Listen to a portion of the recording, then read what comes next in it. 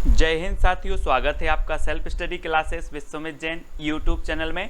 दोस्तों, आज हम हिंदी साहित्य की अपनी जो रोज आपकी टेस्ट सीरीज होती है, जिसमें हम ट्रिक के माध्यम से क्या पढ़ते हैं, प्रश्नों को याद करते हैं, रचनाओं को याद करते हैं, हिंदी साहित्य को याद करते हैं। ठीक है, रोज आपकी सुबह 9:30 बजे क्लास होती है ट्रिकी वीडियो की, तो देखना ना भूलें, हर रोज सुबह 9:30 बजे ट्रिकी वीडियो। ठीक है, चैनल को सब्सक्राइब कर लें। दोस्तों, आप पीजीटी एग्जाम की तैयारी कर रहे हैं, नेट की कर रहे हैं, एलटी ग्रेड या किसी भी टेट एग्जाम की तैयारी कर रहे हैं जिनमें हिंदी साहित्य पूछा जाता है, तो उनके लिए ट्रिकी वीडियो बहुत ही इंपॉर्टेंट है। ठीक है, और वीडियो अच्छा लगे तो कमेंट में जरूर बताना। तो पूरा वीडियो सिर्फ आपको देखना है और कुछ भी नहीं करना, ना कुछ याद करना है ना कुछ, सिर्फ पूरा वीडियो देखना है। ठीक है, तो आज का जो आपका पहला प्रश्न है, पीली आंधी उपन्यास की लेखिका कौन है। 4 विकल्प है, 2 सेकंड आपको दिए जाते हैं। और यहाँ पर जरा खेत की तरह भी देख लेना, खेत की तरफ, कि देखो कैसे पीली आंधी आई है। तो आपका बिल्कुल सही आंसर हो जाएगा क्या, प्रभा खेतान। दोस्तों, आपने देखा कि पीली आंधी कहाँ पर आती है, खेतन में आती है, खेतों में आती है ना, क्योंकि जब सरसों फूलता है तो पीला पीला आंधी आ जाती। ठीक है, तो कहाँ आती पीली आंधी, खेतन में। तो पीली आंधी उपन्यास की लेखिका कौन होंगी, प्रभा खेतान। प्रभा खेतान यानी आ नंबर आपका बिल्कुल सही हो जाएगा। ठीक है, याद हुआ बिल्कुल। तो अगला प्रश्न बताना है, अपनी खबर आत्मकथा के लेखक कौन है। 4 विकल्प हैं, 4 में से एक का चयन करना है, फिर मैं आपको बताऊंगा। मैं आपको बता देता हूं दोस्तों कि अपनी खबर किन्हें नहीं रहती। अपनी खबर, जो उग्र हो जाते हैं, जो उग्र हो जाते हैं उन्हें अपनी खबर नहीं रहती कि मैं मर रहा हूं कि जी रहा हूं कि क्या हो जाएगा, उन्हें अपनी खबर नहीं रहती। जो उग्र हो जाते हैं, तो अपनी खबर आत्मकथा किसकी होगी, किसकी होगी, उग्र जी की। पांडे बेचन शर्मा उग्र। ठीक है, आ नंबर आपका बिल्कुल सही हो जाएगा। ठीक है, और आत्मकथा की बात आई है दोस्तों, तो आत्मकथा आपको पता है कि राजेंद्र प्रसाद की क्या है, सत्य की खोज, सत्य की खोज है ना। बनारसी दास जैन अर्ध कथानक है ना, तो इनको भी आपको याद रखना है। नेक्स्ट देखो, अंधा युग के रचनाकार कौन है।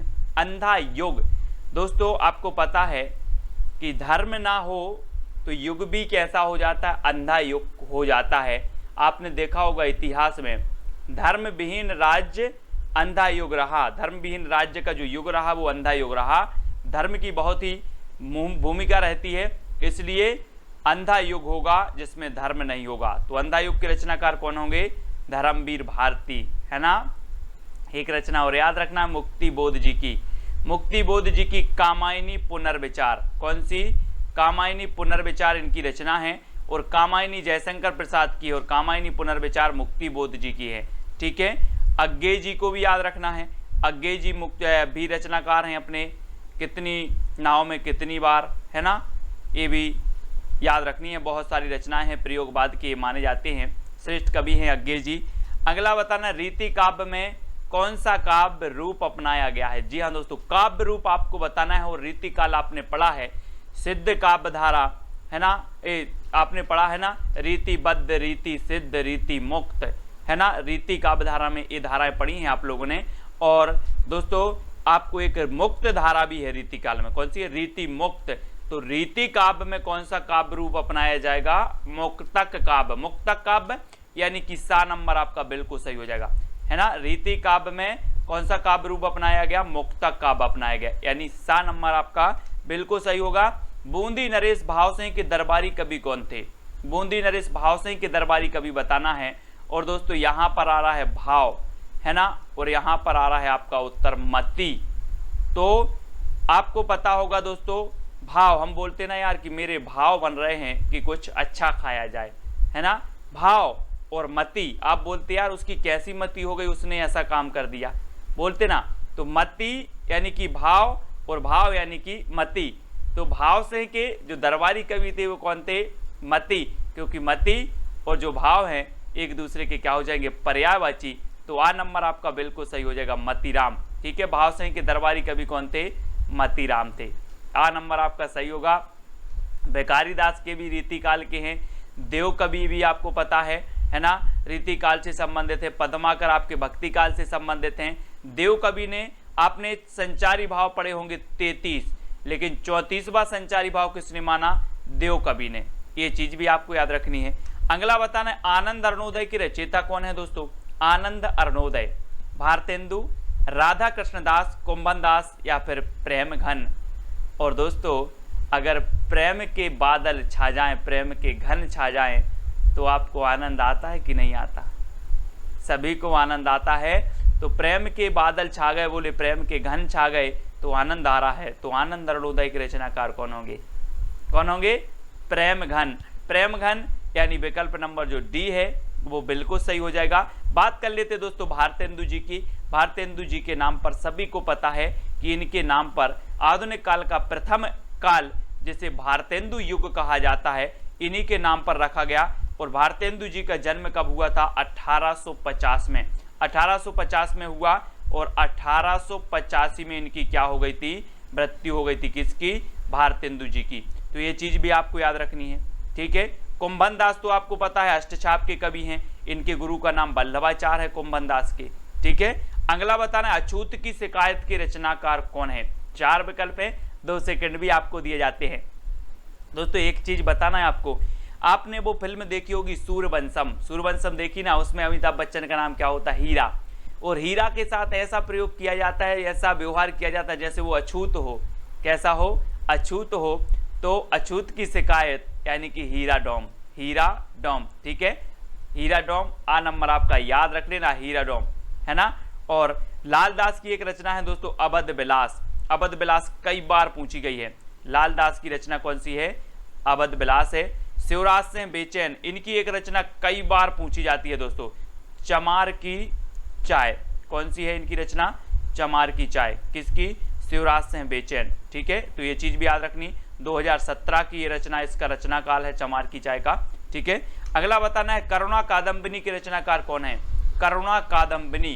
तो दोस्तों एक चीज बताना कि अपने संसार में देखा होगा कि सबसे ज्यादा करुणा व्यक्ति कब करता है? कब करता है? जब व्यक्ति चला जाता है। बोले गया, बहुत अच्छा था, गया, है ना, इस दुनिया से। और जब तक जिंदा रहा, जब तक पानी नहीं दिया एक लोटा, और बोले गया, बहुत अच्छा था। तो करुणा बरसा रहे हैं। तो करुणा बरसा रहे किसके लिए? गए के लिए। तो गया करुणा कादम्बिनी के रचनाकार होंगे गया प्रसाद शुक्ल स्नेही। और इनका एक उपनाम भी पूछा जाता है, आपसे पूछा जाता है कि त्रिशूल किसका उपनाम है? किसका? त्रिशूल किसका उपनाम है? तो गया प्रसाद शुक्ल स्नेही का उपनाम है त्रिशूल, ठीक है। बात करें पंडित महावीर प्रसाद द्विवेदी की, तो दोस्तों ये 1903 में सरस्वती पत्रिका के क्या बने थे? संपादक बने थे। अब देखना बहुत सारे लोगों को क्या रहता है, इसमें कंफ्यूज रहता है। कैसे? सरस्वती पत्रिका के जो संस्थापक थे, संस्थापक वो कौन थे?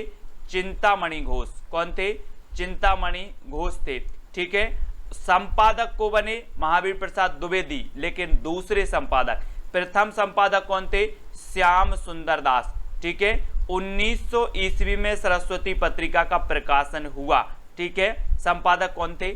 श्याम सुंदर, ठीक है ना, याद रख लेना। लेकिन 1903 में कौन बने? महावीर प्रसाद द्विवेदी, है ना। बाल मुकुंद गुप्त की बात करें तो भारतेंदु युग और द्विवेदी युग के बीच की कड़ी कहा जाता है, समन्वय का कवि कहा जाता है बाल मुकुंद गुप्त को, ठीक है। और मैत्री शरण गुप्त को तो पता ही है, यानी राष्ट्र कवि कहा जाता है मैत्री शरण गुप्त, ठीक है। भारत भारती, है ना, इनकी रचना है।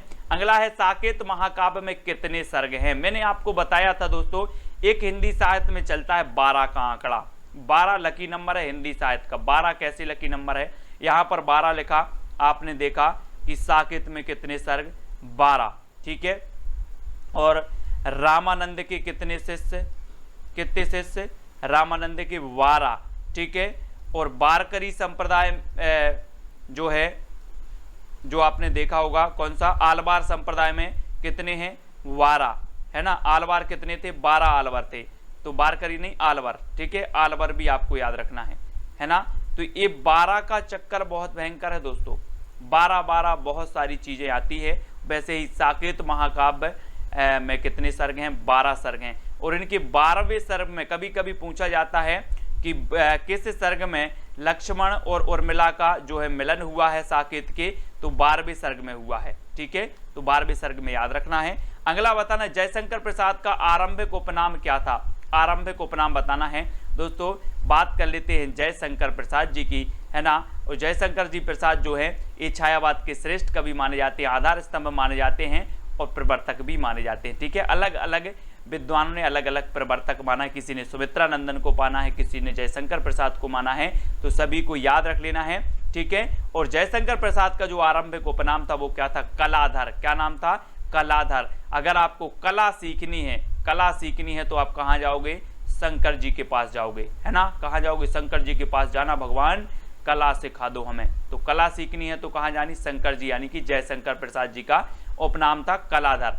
ठीक है, अब दोस्तों मधोप उपनाम एक कई बार पूछा गया है, तो मधोप उपनाम था किसका, मैथिली शरण गुप्त का। ठीक है, मैथिली शरण गुप्त का उपनाम क्या था, मधोप। ठीक है, त्रिशूल किसका था, तो गया प्रसाद शुक्ल स्नेही। गया प्रसाद शुक्ल स्नेही का उपनाम था क्या, त्रिशूल। वैद्यनाथ जो मूल नाम था वो किसका था, नागार्जुन का। किसका था, नागार्जुन का। तो ये उपनाम हमेशा पूछे जाते हैं। ठीक है, तो इतनी चीजें याद रखनी है। ठंडा लोहा के रचनाकार कौन है, ठंडा लोहा दोस्तों आपको बताना है, 2 सेकंड भी आपको दिए जाते हैं। मैं आपको बता दूं कि लोहा कितना भी गर्म हो, लोहा कितना भी गर्म हो, जब धर्म के पास आता है तो ठंडा हो जाता है। धर्म के पास आता है तो ठंडा हो जाता है। तो ठंडा लोहा के रचनाकार कौन होंगे, कौन होंगे, धर्म के पास आता है तो लोहा ठंडा हो जाता है, तो धर्मवीर भारती, यानी आ नंबर आपका बिल्कुल सही हो जाएगा। बात करें महादेवी वर्मा की, छायावाद की श्रेष्ठ कवित्री, आधुनिक मीरा इन्हें कहा जाता है। क्या कहा जाता है, आधुनिक मीरा। ठीक है, एक फैक्ट आपको याद रखना है। नेक्स्ट बात करें दोस्तों, इनकी एक रचना है यामा। यामा के लिए इन्हें क्या मिला, ज्ञानपीठ पुरस्कार मिला। ठीक है, याद रख लेना।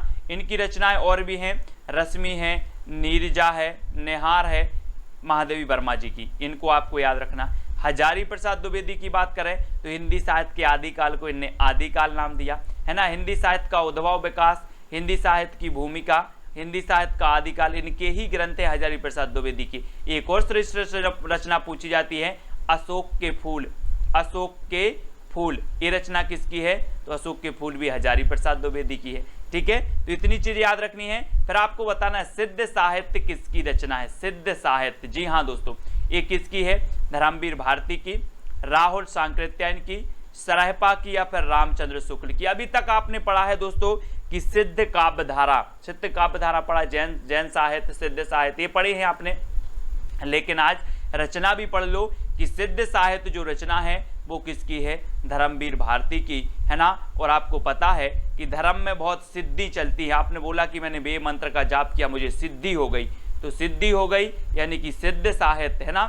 तो धर्मवीर भारती इस प्रकार से याद रख लेना, इनकी रचना है। और राहुल सांकृत्यायन की बात करें तो राहुल सांकृत्यायन ने हिंदी का प्रथम कवि कैसे माना है, सरहपा को माना है। ठीक है, राहुल सांकृत्यायन की आत्मकथा का नाम है दोस्तों मेरी जीवन यात्रा। मेरी जीवन यात्रा, ये चीज भी आपको याद रख लेना है। ठीक है, और मेरी जीवन यात्रा और किसकी है, तो जमुना देवी बजाज की भी आत्मकथा का नाम है। जमुना देवी बजाज की आत्मकथा का क्या नाम है, मेरी जीवन यात्रा। ठीक है, सरहपा की बात करें तो हिंदी के प्रथम कवि हैं और इनकी एक रचना है कौन सी, दोहा कोश। इसको भी आपको याद रख लेना, दोहा कोश। ठीक है, रामचंद्र शुक्ल तो है ही हिंदी साहित्य का इतिहास इनका। ठीक है, हिंदी शब्द सागर की भूमिका के रूप में इनका 1929 में प्रकाशन हुआ था, है ना, तो याद रख लेना है। अगला आपको बताना है हिंदी शब्दानुशासन के लेखक कौन है। हिंदी शब्दानुशासन दोस्तों एक चीज बताना कि शब्दों का अनुशासन किसको सिखाया जाता है, किसको सिखाया जाता है, जब एक बालक किशोरावस्था में पहुंचता है, किशोरावस्था में पहुंचता है तब उसे सिखाया जाता है शब्दों का अनुशासन। तो हिंदी शब्दानुशासन के लेखक कौन होंगे, किशोरीदास वाजपेयी। ठीक है, याद रख लेना, इनकी रचना है, बहुत ही महत्वपूर्ण रचना है, हिंदी शब्दानुशासन के लेखक किशोरीदास वाजपेयी। और दोस्तों आपको याद रख लेना है, कभी आपसे अगर पूछा जाए कि हिंदी का पाणिनि किसे कहा जाता है, हिंदी का पाणिनि किसे कहा जाता है, तो वो कहा जाता है किशोरीदास वाजपेयी को। ये चीज भी याद रखनी है। ठीक है। अगला क्वेश्चन है अंगद पेज के रचनाकार कौन है? प्रश्न क्रमांक 14 का उत्तर आपको बताना है। दोस्तों एक चीज बताना, आपने रामायण देखी होगी और आपने देखा होगा अंगद रहते एक अंगद, और अंगद अपना पेज रोप देते हैं लंका में, किसकी कृपा से? किसकी कृपा से? ईश्वर की कृपा से। किसकी कृपा से? ईश्वर की कृपा से अंगद ने पैर रोप दिया। तो अंगद पेज ईश्वर की कृपा यानी कि ईश्वरदास, ठीक है, इनकी रचनाकार हो जाएंगे। नावादास के बारे में आपको पता है, इनकी रचना है कौन सी? भक्तमाल है, ठीक है। भक्तमाल जीवन व्रत कहलाता है और भक्तमाल की टीका लिखी किसने? प्रियादास ने, ठीक है। किसने लिखी? प्रियादास ने। ये चीज भी आपको याद रखना है, ठीक है। अग्रदास भक्त नावादास के गुरु हैं अग्रदास, और दोस्तों अग्रदास की एक रचना है कौन सी? ध्यान मंजरी। ध्यान मंजरी किसकी रचना है आपसे पूछा जाएगा, तो ये अग्रदास की है, ठीक है। इतनी चीजें याद रखनी है। अपराजिता के रचनाकार कौन है? अपराजिता रामेश्वर शुक्ल अंचल, दिनकर, तुलसीदास या फिर माखनलाल चतुर्वेदी। तो दोस्तों आपको बताना है, आप जिस भी अंचल के हो, आप जिस भी अंचल मतलब होता है क्षेत्र, ठीक है, आप जिस अंचल के हो वहां पराजित होगे क्या? नहीं होंगे। हर व्यक्ति अपने अपने अंचल में कैसा है? मैं तो अपने अंचल में अपराजित हूं बोलूं, मुझे कोई पराजित नहीं कर सकता। तो अंचल में क्या हैं? अपराजित हैं। तो रामेश्वर शुक्ल अंचल है ना, अपराजिता के रचनाकार होंगे अंचल साहब, है ना। दिनकर के बारे में सभी को पता है, उर्वशी इनका श्रेष्ठ उर्वशी इनकी रचना है, ठीक है। और उर्वशी के लिए इनको क्या मिला है दोस्तों? ज्ञानपीठ पुरस्कार मिला है। उर्वशी एक रचना जयशंकर प्रसाद जी की भी है, वो भी याद रखना है, ठीक है। तुलसीदास कवि का भी नाम है, तुलसीदास निराला जी की रचना भी है, ठीक है, निराला जी की रचना है, ये चीज भी याद रखनी है। तुलसीदास नाटक है एक दोस्तों, तुलसीदास नाटक मधुसूदन जी की है, मधुसूदन का एक नाटक है तुलसीदास नाटक, तो वो भी याद रखनी है। माखनलाल चतुर्वेदी की बात करें तो एक भारतीय आत्मा कहा जाता है माखनलाल चतुर्वेदी को, ठीक है। और अपराजिता के रचनाकार रामेश्वर शुक्ल अंचल जी हैं। अगला बताना देहाती दुनिया की रचनाकार कौन है? देहाती दुनिया, दोस्तों एक चीज बताना कि देहाती दुनिया में क्या होता है। वो नहीं जानते कि अगर मगर क्या कुछ, वो जानते हैं कि मैं शिव की पूजन करता हूं और शिव ही मेरी सहाय करेंगे। क्या करेंगे? शिव ही सहाय करेंगे। कहां पर? देहाती दुनिया में। तो देहाती दुनिया किसकी होगी? शिव पूजन सहाय, क्योंकि शिव की पूजन ही सहाय है देहाती दुनिया में। तो आपका जो विकल्प नंबर 1 है वो बिल्कुल सही होगा, ठीक है, याद रख लेना। बात गोकुल दास की बात करें तो दोस्तों आपको कई बार बताया है 252 वैष्णव की वार्ता और 84 वैष्णव की वार्ता, ये जीवन व्रत हैं गोकुल दास के, इनको भी याद रखना है। हालाते कन्हैया की रचनाकार कौन है? प्रश्न क्रमांक 17 विद्यापति, मलिक मोहम्मद जायसी, हजारी प्रसाद द्विवेदी या अमीर खुसरो। हालाते कन्हैया, दोस्तों एक चीज बताना कि आपको पता है लॉकडाउन में हालात भी बिगड़ गए, किसके? अमीरों के भी, अच्छे अच्छे अमीरों के हालात बिगड़ गए। तो हालाते कन्हैया किसकी है? अमीर खुसरो, ठीक है, अमीर खुसरो याद रख लेना, ठीक है। विद्यापति को सभी जानते हैं, इन्हें अभिनव जयदेव कहा जाता है, कवि शेखर भी कहा जाता है, ठीक है, अभिनय जयदेव भी, और मैथिल कोकिल भी कहा जाता है, मैथिल कोकिल, ठीक है, किसे? विद्यापति को। और पदलता पताका इनकी रचना है, पदावली, कीर्तिलता और कीर्ति पताका, ठीक है, ये चीज आपको याद रखना है। ये किसकी है? विद्यापति जी की है, ठीक है। और जायसी का पद्मावत तो आपको पता ही है। मंगलसूत्र की रचनाकार कौन है दोस्तों? प्रेमचंद की जब मैं आपको रचना याद करवाऊंगा ट्रिक से, तो प्रेमचंद जी का मंगलसूत्र क्या रह गया? अधूरा रह गया। प्रेमचंद जी का जो मंगलसूत्र उपन्यास है ये क्या रह गया? अधूरा रह गया। और ये मंगलसूत्र किसका है? प्रेमचंद जी का है, ठीक है। पंडित महावीर प्रसाद द्विवेदी की बात करें दोस्तों तो इनकी एक रचना है संपत्ति शास्त्र। क्या है? संपत्ति शास्त्र, बहुत ही श्रेष्ठ है, कई बार पूछा गया संपत्ति शास्त्र, है ना। और याद रख लेना कुशल लाभ की तो आपको पता ही है ना, कुशल लाभ, ढोला मारूरा दूहा कुशल लाभ, कल्लोल कभी कभी ऐसे आता है, ठीक है। अगला बताना है जयशंकर प्रसाद का प्रथम नाटक कौन सा है। अब जयशंकर प्रसाद की बात आती है तो मैं आपको हर बार बताता हूं कि इनका एक कामायनी नाम का महाकाव्य है, कामायनी नाम का, ठीक है, जिसमें कितने सर्ग हैं? 15 सर्ग हैं, ठीक है, याद रखेंगे। और दोस्तों जयशंकर प्रसाद ने बहुत नाटक लिखे हैं इन्होंने, सज्जन इनका प्रथम नाटक माना जाता है। प्रायश्चित इनका नाटक है, कामना इनका नाटक है, कल्याणी परिणय है, राजश्री इनका प्रथम ऐतिहासिक नाटक है। कभी आपसे पूछा जाए कि जयशंकर प्रसाद का प्रथम ऐतिहासिक नाटक कौन सा है, तो राजश्री इनका प्रथम ऐतिहासिक है ना। चंद्रगुप्त, स्कंदगुप्त, ये सारे नाटक इसके हैं, जयशंकर प्रसाद जी के हैं, तो इनको आपको याद रखना है। अगला आपको बताना है दोस्तों, और मैं आपको बता दूं कि जो सज्जन पुरुष होते हैं वो कहाँ जाते हैं, शंकर जी की पूजन करने जाते हैं सज्जन पुरुष, है ना, याद रख लेना। अगला है क्या भूलूं क्या याद करूं, किस विधा की रचना है दोस्तों, तो जल्दी से बताएं, मैं आपको बता दूं हरिवंश राय बच्चन जी की आत्मकथा है क्या भूलूं क्या याद करूं, है ना, और ये क्या है, आत्मकथा है, बहुत ही बढ़िया है, कई बार एग्जाम में पूछी गई आत्मकथा है क्या भूलूं क्या याद करूं, मोस्ट इंपॉर्टेंट भी है, तो इसको याद रखें, ठीक है।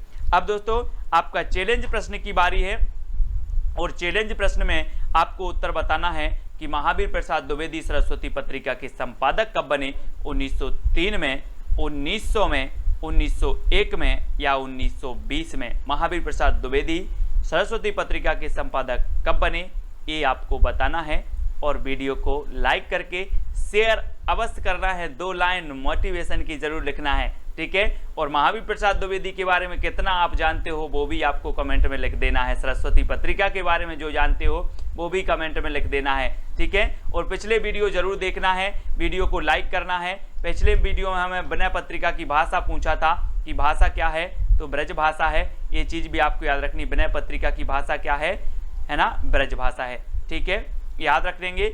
और जो भी हमारे साथी अभी तक टेलीग्राम ग्रुप से नहीं जुड़े हैं वो टेलीग्राम ऐप डाउनलोड करना, उसमें सर्च कर लेना IAS स्टडी ट्रैक और ज्वाइन हो जाना, ठीक है। और जो भी अभी व्हाट्सएप ग्रुप से नहीं जुड़े हिंदी साहित्य से, वो 9098609291 इस पर आप मैसेज करोगे तो आपको लिंक मिल जाएगी व्हाट्सएप ग्रुप की, और आप ज्वाइन हो जाना हिंदी साहित्य का WhatsApp group from net exam, JRF, PGT, LT grade और RPSC एग्जाम, सभी एग्जाम के लिए बहुत ही महत्वपूर्ण है, ठीक है। तो आज का वीडियो कैसा लगा कमेंट में बताएं, और वीडियो को लाइक करके अपने मित्रों तक शेयर करें।